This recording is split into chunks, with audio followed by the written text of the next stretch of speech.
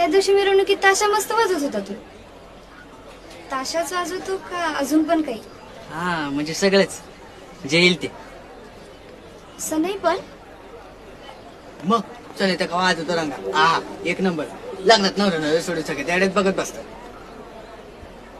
खरंच मला ना सनई लय आवडते.